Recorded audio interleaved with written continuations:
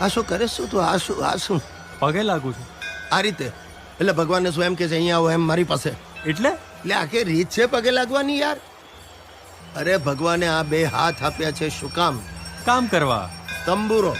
અરે ડોબા, ભગવાને આ બે હાથ આપ્યા છે એને આમ જોડી માથું નમાવી ને પ્રાર્થના કરાય, સમજો? આમ કરજો. ભલે.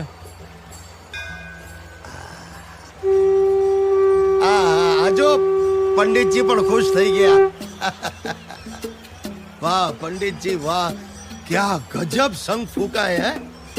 આપણી કેપેસિટી નહીં ભાઈ, આપણે તો આ શંખ ફૂંકવા જઈએ ને હવા નીકળી જાય, તે પણ ભૂલતી જગ્યાએથી.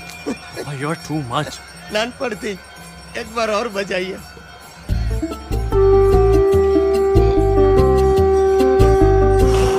બસ બસ બસ બસ, ગજબ. તું ટ્રાય કર. તમે કરો.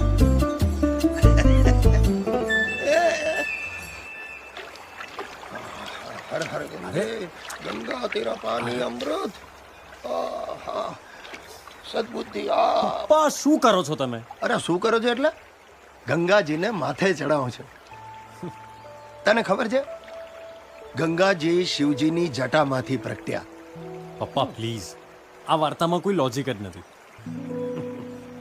દીકરા, બિઝનેસની વાતમાં લોજિક હોય, ઈશ્વરની વાતમાં તો માત્ર મેજિક જ હોય.